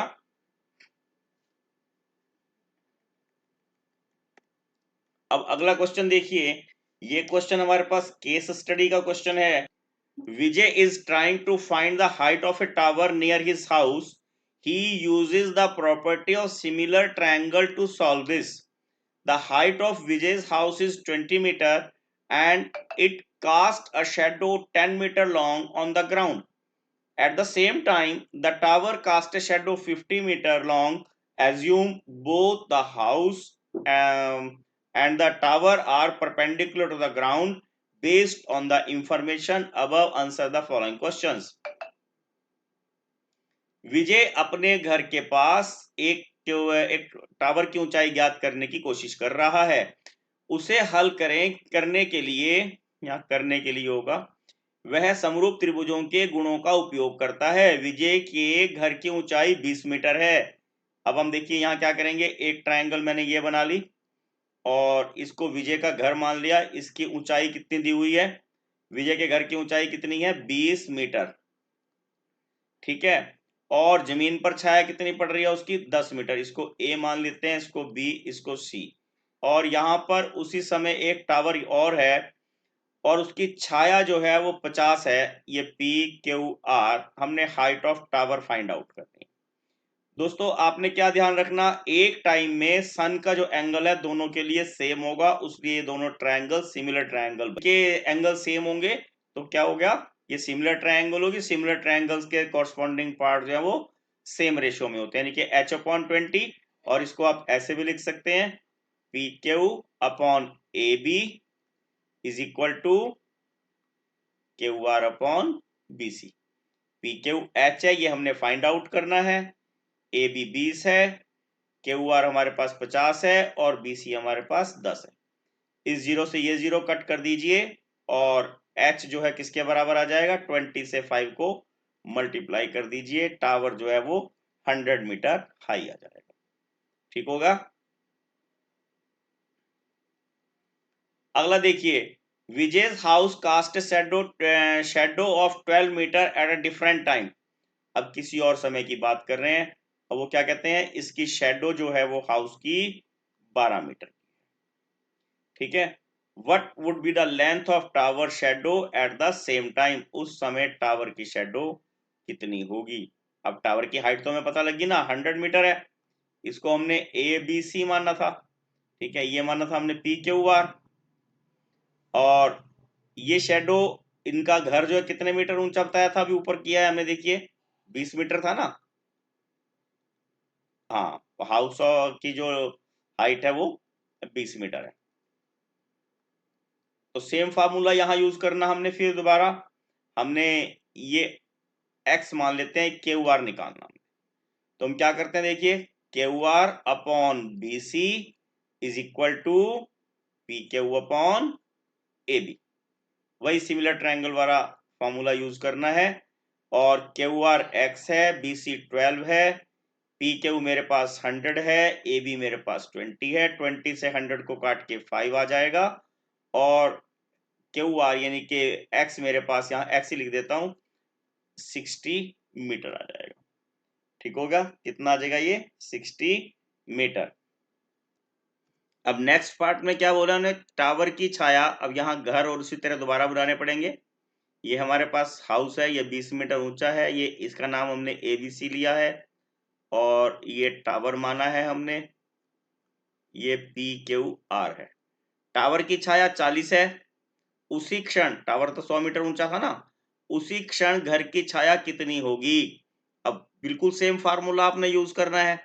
यहां पर हम क्या करेंगे, BC upon Q R will be equal to A B upon P Q. Similar triangles में कॉरस्पॉन्डिंग पार्ट सेम रेशियो में होते हैं। बीसी हमने फाइंड आउट करना, क्यू आर हमारे पास 40 है, ए बी हमारे पास 20 है और पी क्यू हमारे पास 100 है। इसको कट किया 1, इसको कट किया 5। तो BC will be equal to क्या आ जाएगा, 40 अपॉन 5 कट करके क्या आ जाएगा, 8 मीटर। ठीक है, 8 मीटर उसकी छाया यहां पर आ जाएगी। मुझे लगता है आपको समझ में आ गया होगा, इसमें कोई संशय वाली बात मुझे लगती ही नहीं है। ठीक है ना। नंबर बिल्कुल, क्वेश्चन देखिए, a two-digit number is 7 times the sum of its digits and 2 more than 5 times the product of its digits. Find the number। दो अंकीय संख्या उसके अंकों के योग की 7 गुना है। क्या बताया, उसके अंकों के योग की 7 गुना है और उसके अंकों का योग गुणनफल के 5 गुने से 2 अधिक है। संख्या ज्ञात कीजिए। अब जो यहां सिचुएशन है उसके अकॉर्डिंग हम क्या करते हैं, लेट द यूनिट प्लेस मान लेते हैं हम यहां पर, कि इकाई का अंक उसका x है और दहाई का अंक उसका y है। ठीक है, अगर इकाई का अंक x है और दहाई का अंक y है तो हमारे पास नंबर क्या बन जाएगा दोस्तों, नंबर हो जाएगा हमारे पास 10y जमा x। ये तो हमारे पास संख्या आ गई। ठीक है, उन्होंने पहली कंडीशन में क्या बोला है, अंकों का योग से 7 गुना है, यानी कि ये संख्या अंकों का योग कितना है, x प्लस वाई, इसका 7। कंडीशन क्या बन गई मेरे पास, फर्स्ट कंडीशन में संख्या जो है अंकों के योग का 7 गुना है, तो इसको मैं सॉल्व कर लेता हूं। यह आ जाएगा 7x जमा 7y और x minus 7x is equal to 7y minus 10y minus 6x और माइनस 3y और 2x आ जाएगा मेरे पास y के बराबर। ये मेरे पास फर्स्ट कंडीशन आ गई, y की वैल्यू 2x आ गई। ठीक है, मैंने -3 से दोनों तरफ डिवाइड कर दिया। सेकंड कंडीशन में उन्होंने क्या बोला है कि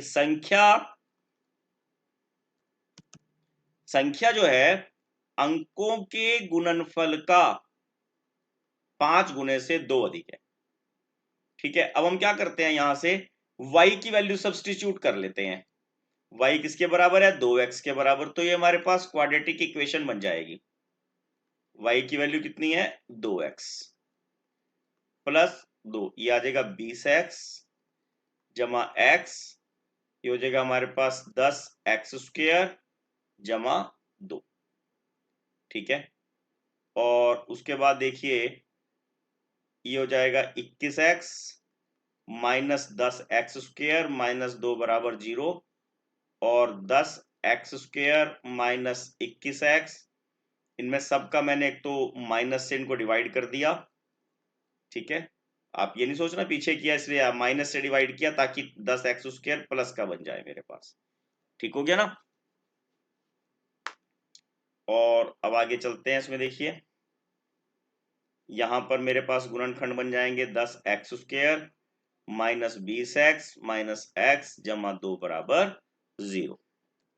और गुणनखंड बनाने में क्या ध्यान रखना, ये वाली माइनस एज इट इज लेनी, एक पेयर ये है और एक पेयर ए है। यहां पर एक ब्रैकेट में कोई संख्या आनी, दूसरी यहां ब्रैकेट में कोई संख्या आनी, बराबर 0। आप यहां देख रहे हो x प्लस 2 है और यहां पर हमारे पास 10x² है, तो 10x बाहर आ जाएगा, रह जाएगा x माइनस 2। यही x माइनस 2 यहां आना चाहिए। अब आपने इसको कुछ नहीं देखना, यहाँ पे x है, यहाँ पे x है, तो 1 यहाँ कॉमन आएगा, क्योंकि बच्चे जब माइनस की गलती करते हैं तो यहीं पर वो गलती करते हैं। आपने क्या ध्यान रखना कि ब्रैकेट में जो संख्या है वही आपको सेकंड ब्रैकेट में संख्या मिलनी चाहिए, बस। अब आपके पास क्या आ जाएगा, x minus 2 will be equal to 0 then x is equal to 2 और 10x minus 1 is equal to 0, 10x is equal to 1 और x इज इक्वल टू 1/10। तो ये हमारे पास नेचुरल नंबर x बराबर 2 आ गया, इसको हम वैल्यू को यहां पुट कर लेंगे। तो नंबर क्या बन जाएगा मेरे पास, 10x जमा 10y जमा x क्या हो जाएगा, हमने वो सॉरी पहले वैल्यू y की भी तो निकालनी है, ये तो अभी बाद में करेंगे, पहले y की वैल्यू निकालनी है। और y की वैल्यू निकालने के लिए मेरे पास समीकरण क्या मिला था मुझे, y is equal to 3x था ना, देख लेता हूं एक बार, y इज इक्वल 2x था, sorry y is equal to क्या था, 2x, मीन्स जो y की वैल्यू है वो x से दुगनी है। तो नंबर क्या बन जाएगा, देखिए 10y जमा x यानी कि 10y यानी कि 10 चौके 40 जमा 2 और क्या आ जाएगा मेरे पास आंसर 42 मेरे पास यहाँ उत्तर आ जाएगा। ठीक हो गया, आप सबको समझ में आया होगा ये। अब नेक्स्ट देखिए, इसमें हमारे पास फिर चॉइस है, find the value of p for which the quadratic equation given as p plus 4x² minus p plus 1x plus 1 is equal to 0 has real and equal roots. Also find the roots of equation so obtained. हमारे पास equation क्या दी हुई है, मूल कैसे हैं, वास्तविक और बराबर हैं। मूल वास्तविक और बराबर कब होते हैं, when d is equal to 0, when d is equal to 0। a कितना है हमारे पास यहाँ p प्लस 4 और b कितना है हमारे पास माइनस p प्लस 1 और c इज इक्वल टू 1। ठीक है, d फाइंड आउट करना है, that is b² minus 4ac। केवल आपने यहां माइंड अप्लाई करना है बस, बाकी कुछ नहीं है, b²। ठीक है, अब ये माइनस का था यहां पर, इसको बड़ी ब्रैकेट लगानी पड़ेगी, -4 into a that is p plus 4 into 1।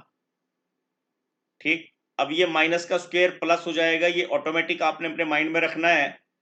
ये आ जाएगा P square plus 1 plus 2p minus 4p minus 16, ठीक है, विल बी इक्वल टू 0। क्यों? मूल वास्तविक और बराबर हैं, इक्वल एंड रियल।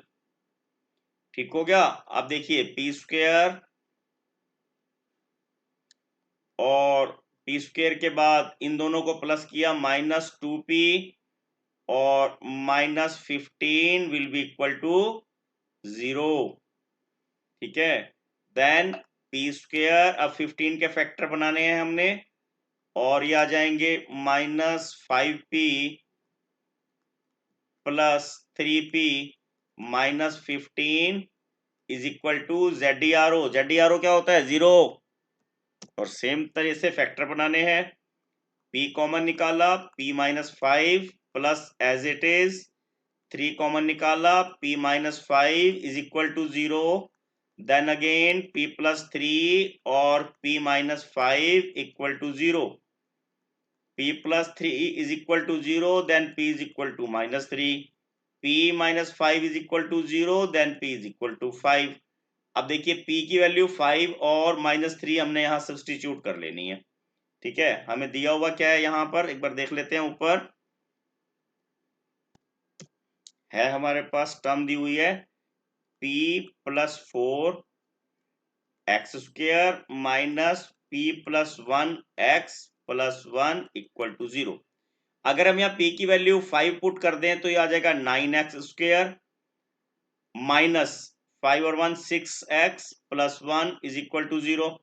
एक तो ये बन जाएगी, और अगर माइनस 3 पुट करें तो ये आ जाएगी एक्स स्क्वेयर, और माइनस 3 पुट करेंगे तो ये minus 2 plus 2x plus 1 is equal to 0। ये दो इक्वेशंस बन जाएंगी। दोस्तों हमने बीच में प्रश्न पूछा था, चिंगम चबाने से क्या लाभ होता है? कैंसर ठीक होता है, दमा ठीक होता है, यादाश्त बढ़ती है, या आंखों की रोशनी बढ़ती है?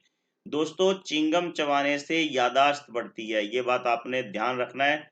इससे मस्तिष्क की मांसपेशियां जो है वो सजग हो जाती हैं और उससे यादाश्त बढ़ती है। और अब नेक्स्ट क्वेश्चन देखिए, the run scored by 60 players in a cricket tournament are given below. Cricket tournament में 60 खिलाड़ियों द्वारा बनाए गए रन नीचे दिए गए हैं। Determine the model class mode of the given data. बहुलक वर्ग और बहुलक ज्ञात करना है। बहुलक वर्ग दोस्तों क्या होता है? जो सबसे बड़ी बारंबारता होती है उस वाले वर्ग अंतराल को हम बहुलक वर्ग बोल देते हैं। तो एक आंसर तो हो गया हमारा 50 से 60। बहुलक वर्ग क्या हो गया? 50 से 60, ठीक है। अब उसके बाद हमने बहुलक निकालना है, मॉड निकालना है। तो मॉड का फार्मूला क्या होता है हमारे पास?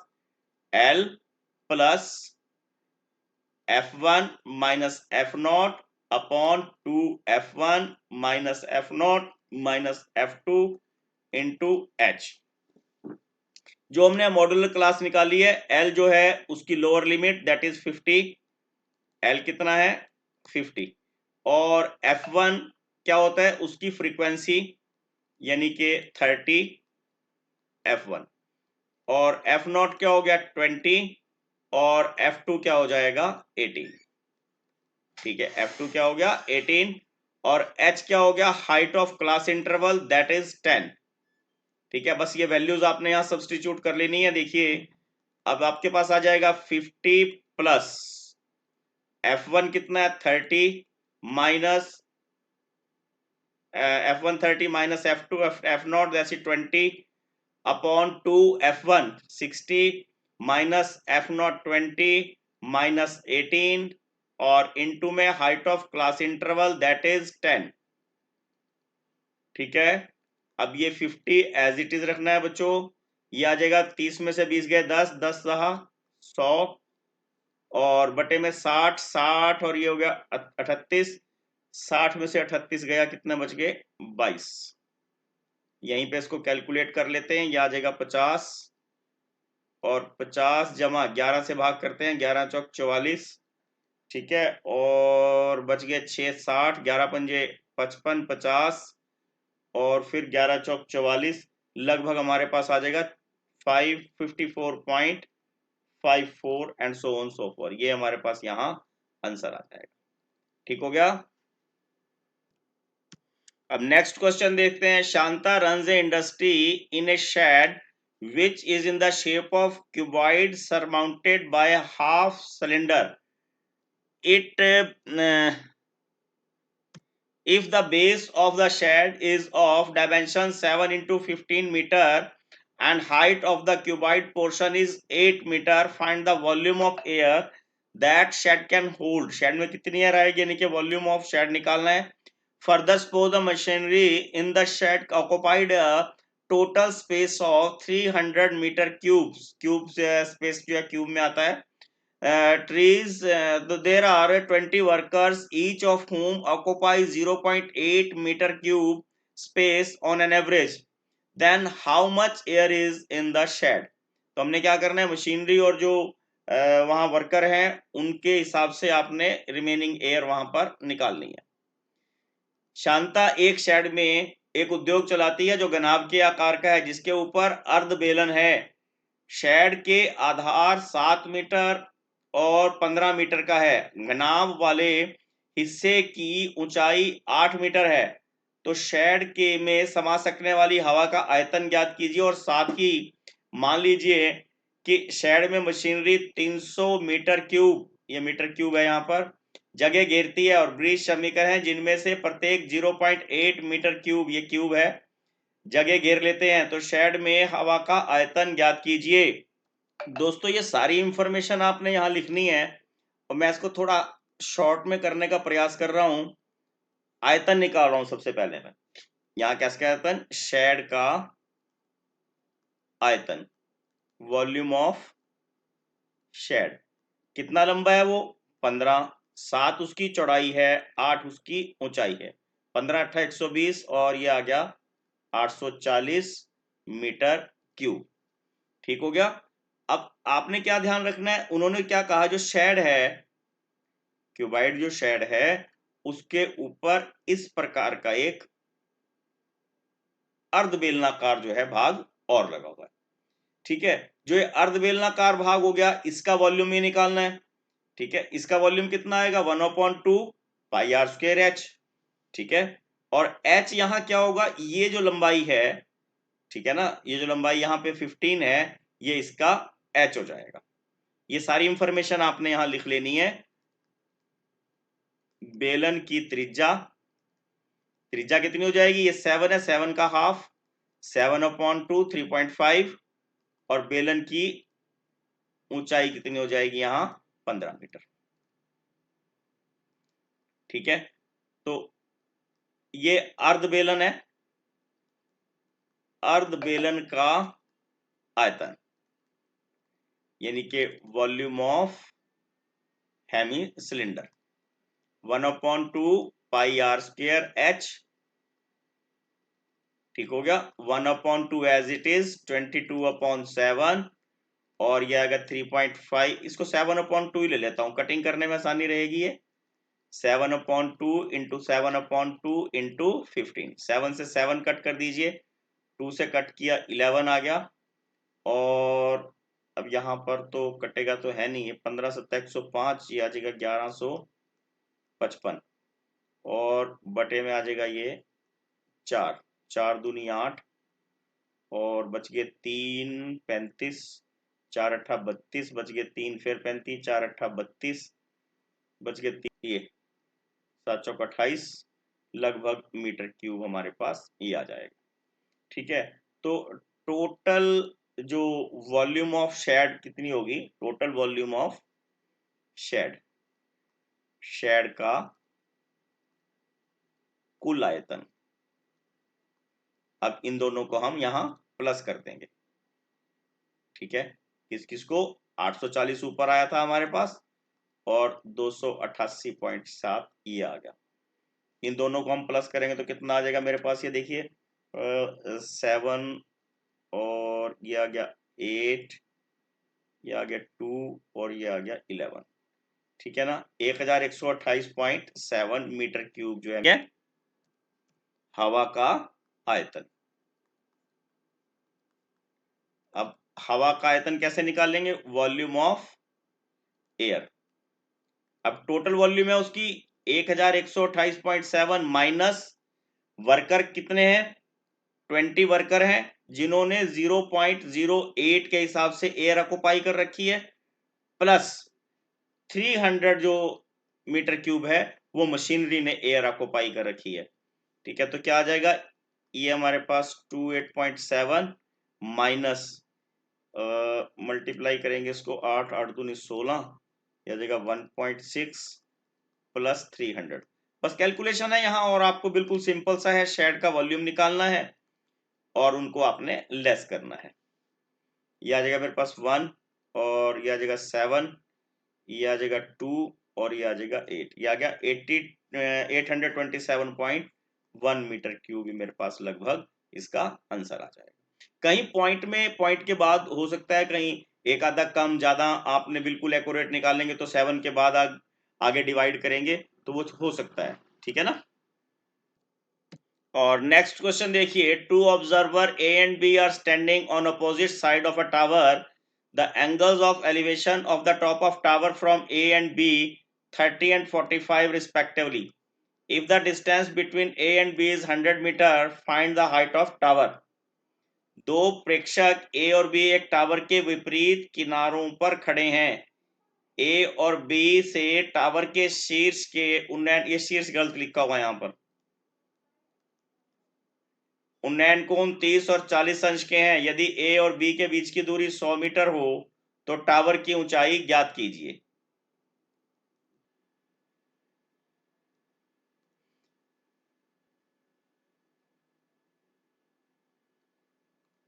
देखिए दोस्तों, ये मेरे पास सिचुएशन बनेगी, यहाँ पर A प्रेक्षक है, यहाँ पर B है, और टावर को मैं यहाँ PL मान लेता हूं। एंगल ये 30 डिग्री है और ये 45 डिग्री है, इसको मैं X सपोज कर लेता हूं।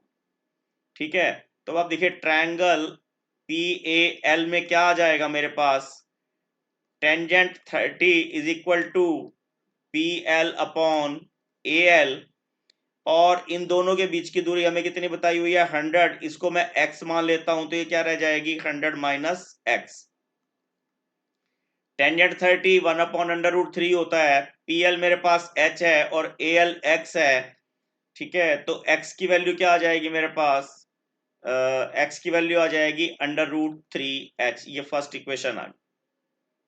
ठीक है, और सेकंड में क्या आ जाएगा, ट्रायंगल PLB में tangent 45 will be equal to again PL upon LB। Tangent 45 1 होता है, PL h है, LB है मेरे पास 100 माइनस x। अब यहां पर दूसरी इक्वेशन में क्या करना है, देखिए ये आ जाएगा मेरे पास 100 minus X is equal to H. यहां से x की वैल्यू हमने फर्स्ट इक्वेशन से यहां सब्सटीट्यूट कर देनी है। ठीक हो गया, तो 100 इज इक्वल टू क्या आ जाएगा, h प्लस √3h। ठीक है, कितना आ गया हमारे पास यहाँ, ये 100 is equal to h plus √3h। अब 100 as it is, h common निकाल लिया, 1 प्लस √3, और मैं इसको ऐसे भी लिख सकता हूं √3 plus 1 is equal to 100, then h is equal to 100 upon √3 plus 1। इसको रैशनलाइज करना है, हर का परिमेयकरण करना होता है, यहाँ 100 और √3 minus 1 upon a² minus b² का फार्मूला लगाया हमने यहाँ पर, और अपॉन 2 से इसको कट कर दीजिए, आ जाएगा 50, और आंसर आ जाएगा 50 √3 माइनस 1 मीटर। ये हमारे पास टावर की ऊंचाई आ जाएगी। ठीक है, अब अगला क्वेश्चन देखिए, इसी में हमारे पास इंटरनल चॉइस आ, a straight highway leads to a foot of a tower. A man standing at the top of tower observes a car at an angle of depression of 30 degree which is approaching to the foot of the tower with uniform speed. 6 seconds later the angle of depression of the car is found to be 60 degree. Find the time taken by the car to reach the foot of the tower from this point. 60 degree से जब उसको tower के base तक आने में कितना समय लगेगा वो आपने फाइंड आउट करना है। देखिए, एक सीधा राजमार्ग एक मीनार के पाद बिंदु की ओर जाता है। मीनार के शीर्ष, यहाँ पेटकटा से आएगा, पर खड़ा एक व्यक्ति एक कार को 30 के अवनयन कोण पर देखता है और जो एक समान गति से मीनार के पाद बिंदु की ओर जा रही है। 6 सेकंड के पश्चात कार का अवनयन कोण 60 पाया गया। इस बिंदु से मीनार के पाद बिंदु तक पहुंचने में कार द्वारा लिया गया समय ज्ञात कीजिए। अब यहां हम ट्रायंगल बनाते हैं पहले, और इस प्रकार की ये ट्रायंगल बनने वाली है। ए बी टावर मान लीजिए और सी कार है, और कार सी से डी पर आ गई है। पहले एंगल 30 था, अब एंगल हो गया 60 डिग्री। ये एच है। अब डी से सी पर जाने पर उसको 6 सेकंड लगते हैं, और बी से डी पर जाने पर उसको कितना समय लगेगा, आपने ये फाइंड आउट करना है। अब देखिए in triangle A B D क्या हो जाएगा, tangent 60 is equal to H upon B D, इसको मैं एक्स मान लेता हूं, और टेंजेंट 60 होता है मेरे पास √3 एच अपॉन एक्स, ठीक है। Then H is equal to √3 X, दोनों को एच के फॉर्म में निकाल लेंगे। और इन ट्रायंगल ए बी सी में क्या हो जाएगा, tangent 30 will be equal to H upon, और इसको मान लेते हैं हम y, ठीक है, √1 upon √3, then h is upon y, then y is equal to क्या आ जाएगा, √3h। मुझे डीसी निकालना है, डीसी और डीसी वो कितना आएगा, y माइनस एक्स, y है √3h माइनस, यहां से x निकाल लेंगे हम, तो x आएगा h अपॉन √3। मल्टीप्लाई कीजिए इसे, तो ये आ जाएगा √3 से √3 को मल्टीप्लाई करा 3h में से 1h गए तो क्या आ गया, 2h अपॉन √3, ठीक हो गया। अब x कितना आया था मेरे पास, यहां से x आया था h अपॉन √3, और वो जो डीसी आया मेरे पास वो 2h अपॉन √3 आया, ठीक है। वो कितना आ गया, 2h अपॉन √3। यहां से देखिए डीसी दुगना है और बीडी उसका हाफ है, ये रिलेशन मुझे मिलेगा। यहां पर डीसी मेरे पास कितना है, 2h अपॉन √3, ठीक हो गया। और बीडी मेरे पास कितना है, h अपॉन √3। डीसी में जो इतनी दूरी तय करने में उसको कितने सेकंड लगते हैं, 6। इससे आधी दूरी तय करने में कितना समय लगेगा, 3 सेकंड। इसको यहाँ पे 6 सेकंड लगते हैं, तो ये 3 सेकंड लगेंगे, और 3 सेकंड हमारा आंसर आ जाएगा, ठीक है। और फाइंड आउट कैसे करना है, देखिए डी से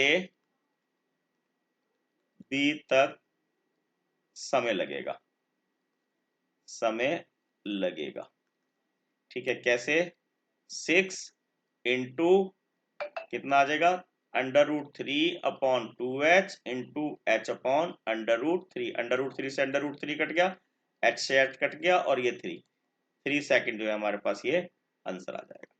दोस्तों ये हमारे प्रश्न पत्र का लास्ट प्रश्न था, और आशा करता हूं कि आपको प्रश्न पत्र समझ आया होगा।